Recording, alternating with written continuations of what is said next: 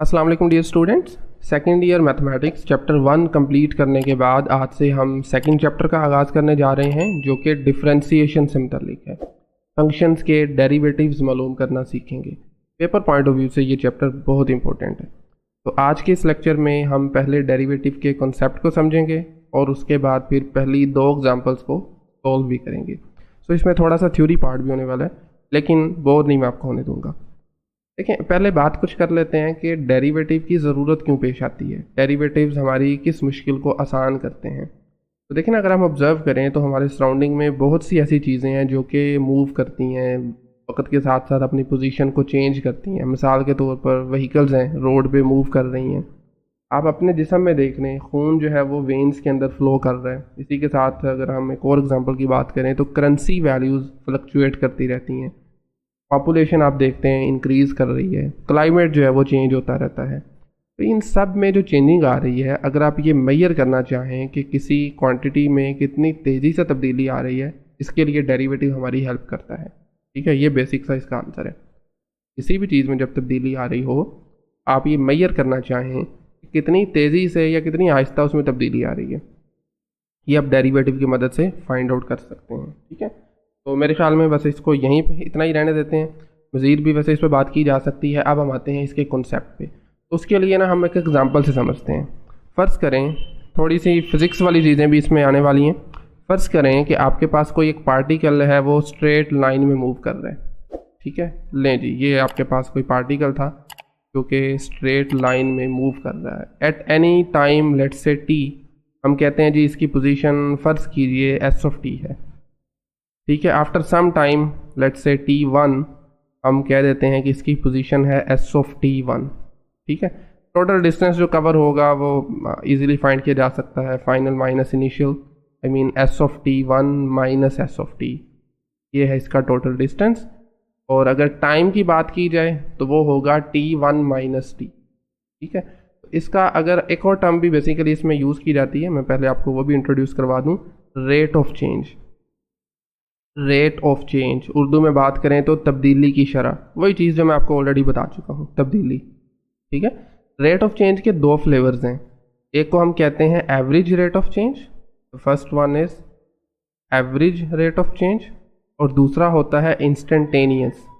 Average का मतलब है ऑन एवरेज किसी इंटरवल के अंदर कितना चेंज आया, वो आप फाइंड कर सकते हैं। जैसे इस केस में हम अगर देखें तो change in distance divided by change in time, जो कि होगा t1 माइनस टी, और ये फॉर्मूला होता है स्पीड का। क्या ख्याल है, डिस्टेंस ओवर टाइम। तो स्पीड आप इस तरीके से मेजर कर सकते हैं, change in distance divided by change in time, और ये आपको एक एवरेज स्पीड देगा। आपने इस पॉइंट से मूव करके इस पॉइंट पर गए, आपकी एवरेज स्पीड क्या रही वो इस फॉर्मूले से मालूम की जा सकती है। लेकिन इसका हरगिज़ ये मतलब नहीं है कि आपके पास थ्रू आउट स्पीड यही रही। पहली बात है, कहीं पे हम आमतौर पर ट्रैवल करते हैं जब किसी एक सिटी से दूसरे सिटी या कहीं पर भी, तो आप देखते हैं, खुद से ऑब्जर्व करते हैं, बल्कि आपकी थ्रू आउट स्पीड बराबर नहीं रहती। यानी किसी पॉइंट पर आकर जब रश होता है तो आप स्लो कर लेते हैं, कहीं पर कोई सड़क साफ़ मिल गई, खाली मिल गई, आप तेज़ कर लेते हैं। तो ये तो हमें देगा एवरेज स्पीड। हम चाह रहे हैं इंस्टेंटेनियस मालूम करें, यानी किसी एक पर्टिकुलर पॉइंट पर मालूम करें। ठीक है, इसे बोलते हैं एवरेज रेट। अगर आप किसी एक पॉइंट पर मालूम करना चाह रहे हैं, जैसे इस केस में लेट्स अज्यूम कि मैं टी पर मालूम करना चाह रहा हूँ, तो मैं इसकी फिर लिमिट वैल्यूएट करूँगा, यानी इसी एक्सप्रेशन की लिमिट ले लूँगा। लिमिट t1 अप्रोचेस t, बाकी एक्सप्रेशन सेम रहेगा, s of t1 minus s of t divided by t1 minus t। तो लें जी, ये आपके पास होगा इंस्टेंटेनियस, जो कि आपको किसी एक पर्टिकुलर इंस्टेंट पर उसका आंसर करेगा, आई मीन उसका रेट ऑफ चेंज मालूम करके देगा। ठीक है, मैंने कहा था ना, इसके रेट ऑफ चेंज के दो फ्लेवर्स होते हैं, एवरेज जो कि विदाउट लिमिट होता है ऑन एवरेज, और जब आप उसकी लिमिट लेते हैं किसी पर्टिकुलर इंस्टेंट पर तो वो फिर इंस्टेंटेनियस रेट ऑफ चेंज बन जाता है। और इंस्टेंटेनियस रेट ऑफ चेंज को ही हम डेरिवेटिव भी बोलते हैं, ये बहुत इंपॉर्टेंट है। इंस्टेंटेनियस रेट ऑफ चेंज का ही यूं समझिए कि दूसरा नाम डेरिवेटिव है। ठीक है, अब नोटेशंस को मैं थोड़ा सा ज़रा चेंज करता हूँ। t1 की बजाय ना मैं यहाँ पर लिखता हूँ t प्लस डेल टी। क्योंकि टी में हमने कुछ चेंजिंग की थी तो T1 बना था ना, तो मैं T1 की जगह पर फिर लिख दूंगा T प्लस सम चेंज, जिसको मैं डेल टी से रिप्रेजेंट करूंगा। नोटेशन से आपने कभी भी कंफ्यूज नहीं होना, ना सिर्फ मैथमेटिक्स में बल्कि किसी भी सब्जेक्ट में, ठीक है। तो आप अपनी मर्जी से कुछ भी लगा सकते हैं यहाँ पर, लेकिन हम जो स्टैंडर्ड यूज़ होती हैं वही यूज़ करेंगे। अब इसमें ज़रा ना T1 की जगह पर डेल टी लगाइए, तो आप देखेंगे आपकी लिमिट क्या बनेगी। लिमिट देखें, T1 था, अप्रोच कर रहा था T को, हमने T1 की जगह लगा दिया T प्लस डेल टी। तो जब आप T प्लस डेल टी लगाएंगे, मैं आपको थोड़ा रफली बता रहा हूँ, T और T कैंसिल हो जाएंगे, बचेगा डेल टी अप्रोचेस 0, ठीक है। थोड़ा रफ बताया मैंने आपको। और इधर भी आ जाएगा S of T plus del T minus, यहाँ पर तो पहले ही S ऑफ टी था, T में ही था, उसको रहने देंगे वैसे ही। नीचे भी आप T1 की जगह लगाएंगे ना T plus del T, T और माइनस T कैंसिल हो गए, नीचे बचेगा डेल टी। लें जी, ये है आपका डेरिवेटिव।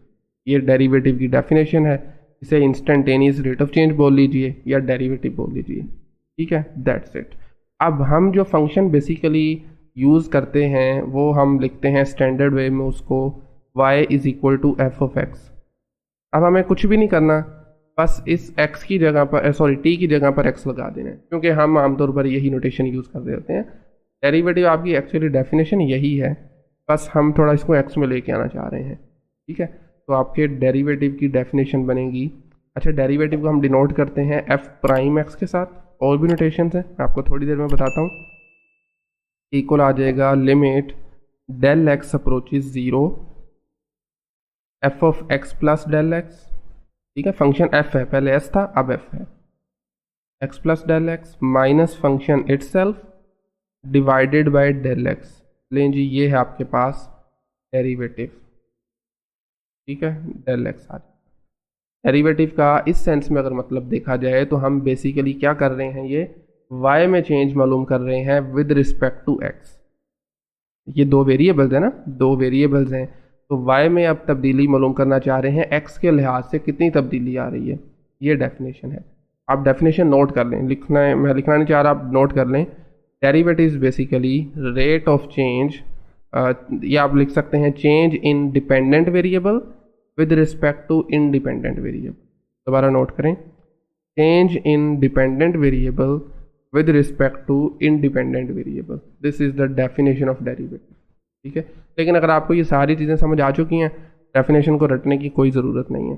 तो अब हमने इस डेफिनेशन को यूज़ करते हुए इस पूरी एक्सरसाइज 2.1 में जितने भी क्वेश्चन हैं सबको इसकी मदद से हमने सोल्व करना है। तो लें जी, ये नोटेशंस हैं डेरिवेटिव के लिए जो मुख्तलिफ मैथमेटिशियन ने यूज़ की थी।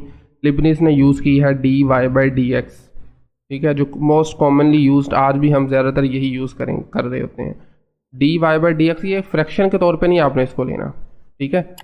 ये दरअसल आपके पास एक्चुअल में होता है, मैं एक मिनट y को ज़रा रेस करूँ, d/dx, ये है derivative with respect to x। y पे अप्लाई करेंगे तो ये y का डेरिवेटिव हो जाएगा, जिस पर भी अप्लाई करेंगे उसका डेरिवेटिव बन जाएगा, ठीक।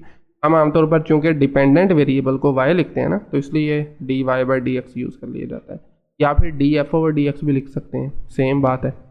इसी तरह f ऑफ x और ऊपर इसके डॉट, ये मिसिंग है यहाँ पर, ये न्यूटन ने यूज़ की थी, इसको हम बहुत कम यूज़ करेंगे, बल्कि इस लेवल पे तो बिल्कुल भी यूज़ नहीं करेंगे। लेकिन MCQs पॉइंट ऑफ व्यू से ये इंपॉर्टेंट हैं, आपको आइडिया होना चाहिए कि कौन सी नोटेशन किस मैथमेटिशियन ने यूज़ की थी। उसके बाद लेग्रांज वाली जो नोटेशन है ना f'(x), ये भी यूज़ की जाती है और हम बल्कि यूज़ करेंगे भी। लिबनिज और लेग्रांज की नोटेशन है वो हम अपनी सीरीज़ में यूज़ करेंगे, ठीक है। और ये काशी की नोटेशन है, डी कैपिटल डी को यूज़ करता है, हायर क्लासेस में आप ये भी देखेंगे यूज़ होते हुए, ठीक है। तो ये बात होगी कुछ नोटेशंस की। अब आते हैं हम डेरिवेटिव फाइंड कैसे करना है। तो अल्टीमेटली मैंने आपको डेफिनेशन बता चुका हूँ, ये डेफिनेशन है इसकी, यहाँ तक पहुँचना है हमने। उसके लिए उन्होंने 4 स्टेप्स में तकसीम कर दिया आसानी के लिए। सबसे पहले आप F of X plus del X मालूम कर सकते हैं, उसके बाद उसमें से एफ ऑफ एक्स को माइनस कीजिए, देन उसको डेल एक्स से डिवाइड करें और अल्टीमेटली उसकी लिमिट ले लें, दैट्स इट, ठीक है। इन 4 स्टेप्स को हम फॉलो कर सकते हैं तो आपके पास डेरिवेटिव आ जाएगा। एक और इम्पोर्टेंट बात, इस मेथड से डेरिवेटिव जब आप फाइंड करते हैं उसको 3 नाम दिए जाते हैं। बाज़ औक़ात क्या लिया जाता है, डिफरेंशिएशन बाय डेफिनेशन, ये भी आ सकता है, बाजुकात क्या लिया जाता है, डेरिवेटिव फाइंड करें ए बी इनिशियो मेथड से, ठीक है। और बाजुकात क्या लिया जाता है, डेरिवेटिव मालूम कीजिए फर्स्ट प्रिंसिपल से। तो जब भी इन तीनों में से कोई भी नाम अपीयर हो, आपने यही 4 स्टेप्स फॉलो करने हैं। ठीक हो गया। लें जी, अब आते हैं हम एग्जांपल्स की तरफ। पहली जो एग्जांपल है ना, इसमें इसके बेसिकली 2 पार्ट्स हैं। पहले पार्ट में F of X equal to some constant C लिया हुआ उसने, कोई भी नंबर हो सकता है, ठीक है। और दूसरी में आपको नज़र आ रहा है F of X is equal to X के। तो 1 बाय 1 दोनों को लेके चलते हैं। तो पहली एग्जांपल हमारे पास है F of X is equal to C, ठीक है। तो देखें आपने कैसे फॉलो करना है उन स्टेप्स को। स्टेप नंबर 1 में आपको इंक्रीमेंट करना है। डेल एक्स का मतलब होता है इंक्रीमेंट, हम चेंज, ठीक है। तो देखें हमारा एक्चुअल फंक्शन क्या होता है, y is equal to F of X. अब हम ये भी बात जानते हैं कि y जो है वो x पे डिपेंड कर रहा होता है, यानी x अगर चेंज होगा तो y भी चेंज होगा, क्योंकि वो उस पर डिपेंड कर रहा है, ठीक है। तो अगर हमने x में कुछ चेंज करनी है तो हमें फिर उसके मुताबिक y में भी कुछ चेंज करना पड़ेगी, जिसको हम डेल y कहेंगे। ठीक हो गया। This is y plus del y is equal to F of X plus del X. लें जी, ये आपके पास आ गया इसका फर्स्ट स्टेप। एक मिनट ज़रा इसको हम थोड़ा सा नीचे शिफ्ट करें। लें जी, ऑलराइट। तो आपका एक्चुअल फंक्शन क्या था, आप उसको y is equal to C भी लिख सकते हैं, F of X is equal to C भी लिख सकते हैं, एक ही बात है। हम y वाली नोटेशन यूज़ कर लेते हैं। ठीक हो गया। सेकेंड स्टेप में हमें चूंकि इसमें से डेल एक्स को माइनस करना है, क्या माइनस करना है इसमें, सॉरी डेल एक्स नहीं, फंक्शन माइनस करना है। मैं आपको दोबारा दिखा देता हूँ। एफ ऑफ एक्स को बेसिकली माइनस करना है, वाई को माइनस करना है। तो आप क्या करेंगे, इस दोनों को माइनस कर सकते हैं इक्वेशंस को, 1 को 2 के साथ, ठीक है। एक और तरीका भी होता है, वैसे एक्चुअल कॉन्सेप्ट यही है कि इसको माइनस किया जाए, लेकिन आप वाई को ज़रा इस तरफ शिफ्ट कर दें, ऐसा भी तो किया जा सकता है ना। स्टेप नंबर 2 में y को आपने राइट साइड पे शिफ्ट करना है, तो ये आ जाएगा F of X plus del x minus Y, और आप y की वैल्यू लगा सकते हैं। बात अल्टीमेटली ये की है, आप 1 और 2 को माइनस कर लें, इनकी लेफ्ट साइड को लेदा राइट को लेदा, आप अल्टीमेटली इसी नतीजे पे ही पहुंचेंगे। तो यहाँ से आ जाएगा del y is equal to F of X plus del x minus Y है, y की वैल्यू लगा दें जो कि c आ रही है। अब नोटेशन बहरहाल देख लें, इसमें से कोई कंफ्यूज नहीं होना, y का और F of X plus del X का सेम मतलब है, ठीक है। अब देखें एफ ऑफ एक्स किसके इक्वल था, c का इक्वल था, और ये कांस्टेंट है, इसमें आप कुछ भी ऐड करते जाएं, इसमें c ही रहना है। F of X plus del X किसके इक्वल होगा, ये भी c के इक्वल होगा, क्योंकि फंक्शन हमारा है कांस्टेंट, तो ये भी c के इक्वल होगा। x की जगह पर आप कुछ भी लगा दें, इसने c ही रहना है, ठीक है। तो डेल y किसके इक्वल आ गया, 0 के, ठीक है। वैसे तो हमें यहीं से समझ आ जानी चाहिए कि इसका डेरिवेटिव 0 है, लेकिन हम चलें नेक्स्ट स्टेप भी कर लेते हैं। स्टेप नंबर 3 में we have to divide by del X on both sides. Right side पे भी करेंगे तो ये आ जाएगा 0 ओवर डेल एक्स, अल्टीमेटली ये चीज़ आ जाएगी 0। 0 को किसी भी नंबर से डिवाइड करें 0 ही बनता है। लास्ट स्टेप में फिर हम लिमिट अब इसकी लेंगे, डेल एक्स अप्रोच 0। एक और बात जो शायद मुझे पहले बतानी चाहिए थी वो ये है कि आप बेसिकली, बल्कि यहाँ पर वो है ही नहीं है, चलें उधर ही बता देता हूँ, ठीक है। तो लास्ट स्टेप में आप क्या करते हैं, limit del X approach 0, del Y over del X is equal to 0 है। इसकी बहरहाल हम लिमिट तो लेंगे, डेल एक्स अप्रोच 0 और फंक्शन भी आपका 0 ही है। 0 की लिमिट आती है 0। अच्छा, अब ये जो लेफ्ट साइड आपको नज़र आ रही है ना, ये इक्वल होगी D Y by D X के। कब, जब ये लिमिट एग्जिस्ट करेगी, ये चीज़ आपने नोट करनी है। राइट साइड पे जब हमारी लिमिट एग्जिस्ट करेगी तो आपकी जो लेफ्ट साइड पे चेंज आ रहा है ना, del Y over del x, और डेल एक्स अप्रोच कर रहा है 0 को, ये चीज़ D Y by D X की इक्वल आ जाएगी, ठीक है। सिर्फ तब आएगी जब ये लिमिट एग्जिस्ट करेगी, अदरवाइज इसको हम इस तरह नहीं लिख सकते, ठीक है ना। अदरवाइज तो फिर डेरिवेटिव एग्जिस्ट नहीं करेगा अगर लिमिट एग्जिस्ट नहीं करती तो। लें जी, ये हमने प्रूव कर दिया कि कांस्टेंट का डेरिवेटिव 0 होता है। क्या प्रूव किया, कोई भी आप नंबर लें, कांस्टेंट से मुराद है कोई रियल नंबर हो सकता है, 1 2 3 या कोई कुछ भी, उसका डेरिवेटिव जो है वो हमेशा सिफर होगा। अब आते हैं सेकंड फंक्शन पे जो कि है एक्स स्क्वायर, इसी का ही बी पार्ट है। सेम लाइंस पे इसको भी अब हम सॉल्व करेंगे। Function given is F of X is equal to C square, sorry not C square, इस मरतबा है एक्स का स्क्वायर। ठीक है, तो आप एक मरतबा दोबारा से लिख सकते हैं F of X equal to X square. Step number 1 में आपने इंक्रीमेंट करना है। ठीक है, एक्स में इंक्रीमेंट करेंगे, वाई में ऑटोमेटिकली आपको करना पड़ेगी क्योंकि वाई डिपेंड करता है एक्स के ऊपर। तो ये आ जाएगा F of X plus del X. ठीक है, प्लस डेल एक्स कर लें। अब बेसिकली हमें क्या करना है, इनको माइनस करना है। तो आप क्या करेंगे, डेल वाई, इस वाई को शिफ्ट करें इस तरफ, ये आ जाएगा F of X plus del x minus Y. Y क्या है, फंक्शन है, मैं पहले ही बता चुका हूँ। वाई लिख लें, एफ ऑफ एक्स लिख लें, एक ही बात है। तो उसकी जगह उसकी वैल्यू पुट कर दें, तो वाई की जगह उसकी वैल्यू आएगी, क्या बनेगी, F of X plus del x minus X square. अब F of X plus del X क्या है, हमारा एक्चुअल फंक्शन एक्स स्क्वायर। अगर मैं एक्स प्लस डेल एक्स मालूम करना चाहूँ तो हमें एक्स को रिप्लेस करना होगा एक्स प्लस डेल एक्स के साथ। तो मेरे ख्याल में बिल्कुल सिंपली ये चीज़ आ जाएगी एक्स प्लस डेल एक्स का होल स्क्वायर, राइट पे भी और लेफ्ट पे भी। तो इसकी जगह फिर एक्स प्लस डेल एक्स का होल स्क्वायर आ जाएगा, एक्स प्लस डेल एक्स का whole square minus X square. अब हमें इसकी राइट साइड को थोड़ा सिंप्लीफाई करना है, उसके लिए पहले स्क्वायर ओपन कर लीजिए। ये बनेगा X square plus del X का square plus 2 times X multiply del x minus X square. तो एक्स स्क्वायर प्लस माइनस वाले हो जाएंगे कैंसिल, मतलब ये सिफर हो जाएंगे।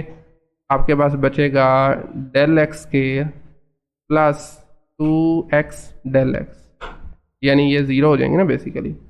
अब हमें इसको डेल एक्स से डिवाइड करेंगे। थर्ड स्टेप क्या था इसका, स्टेप नंबर 3 में we divide this expression on both sides by del X which is equal to del X square plus 2 times X del X divided by del x.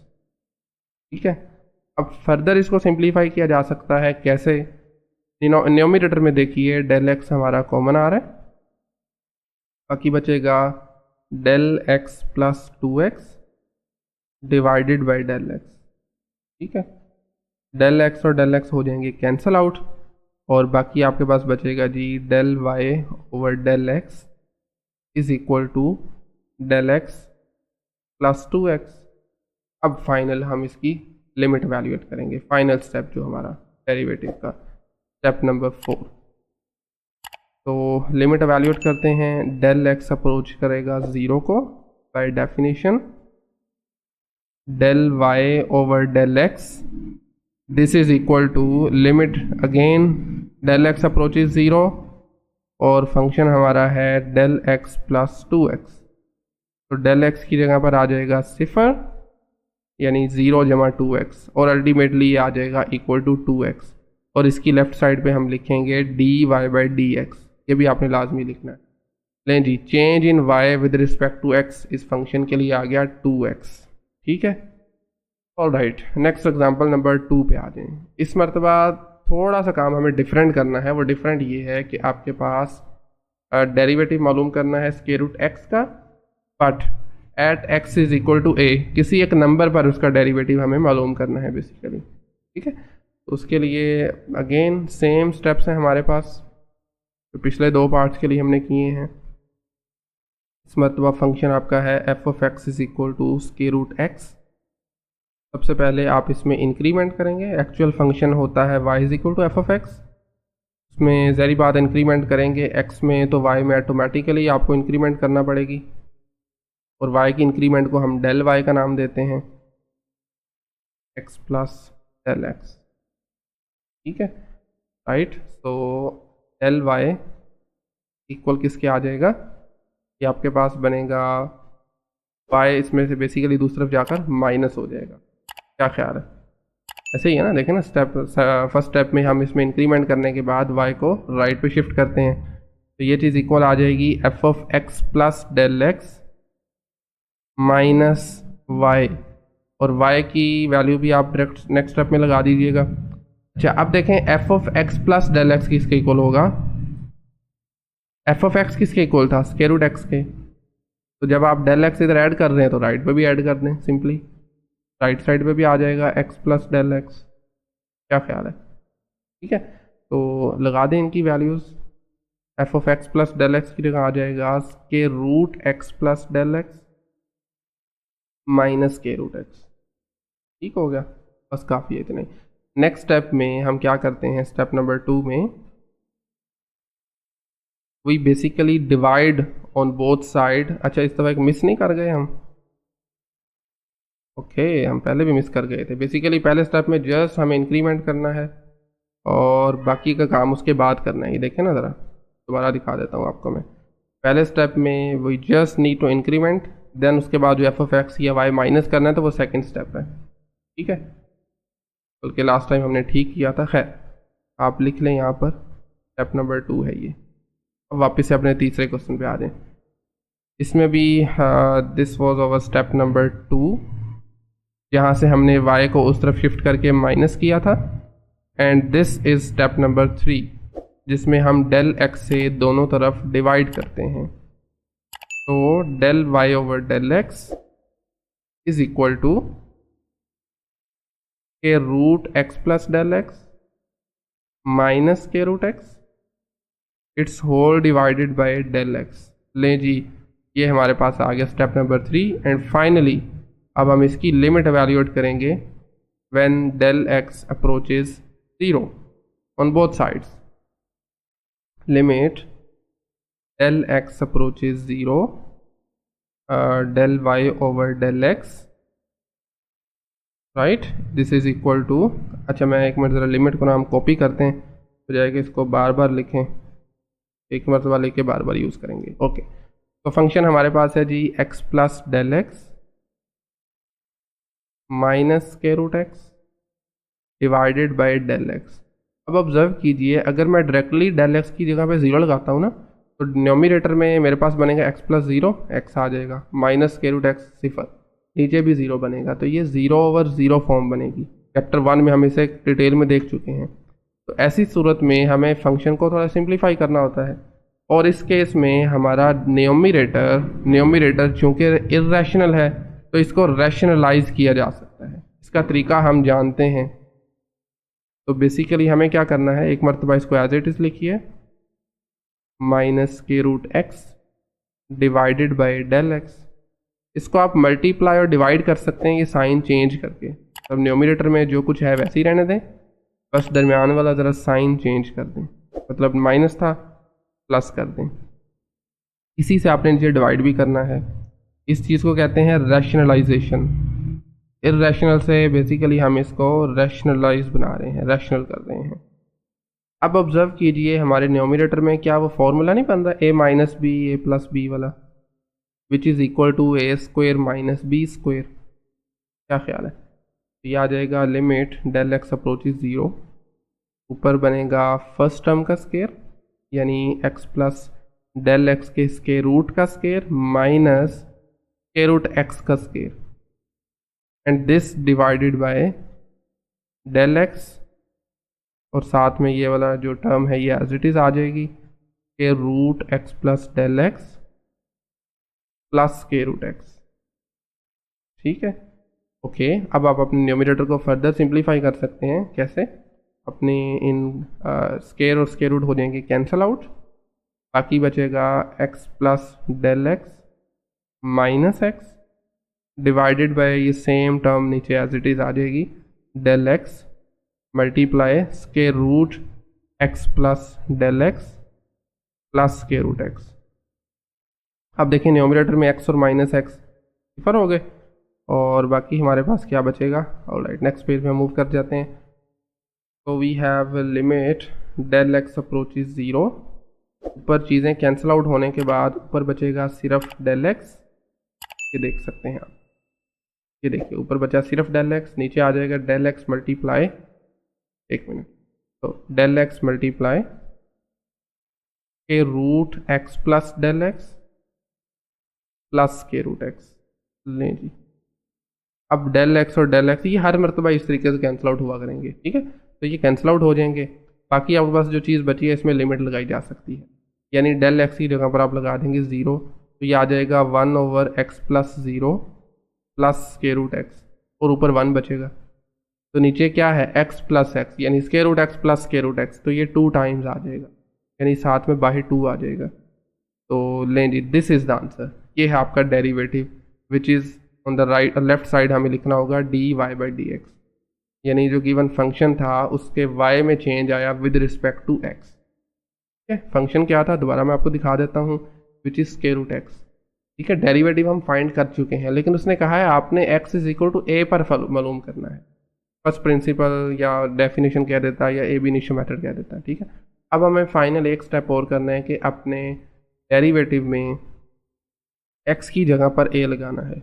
उसका तरीकाकार ये है, आप dy/dx लिखिए, वर्टिकल लाइन लगाएं, नीचे लिख दें x is equal to a, और उसकी फिर राइट साइड पर जहाँ जहाँ पर x है वहाँ पर आप a लगा सकते हैं।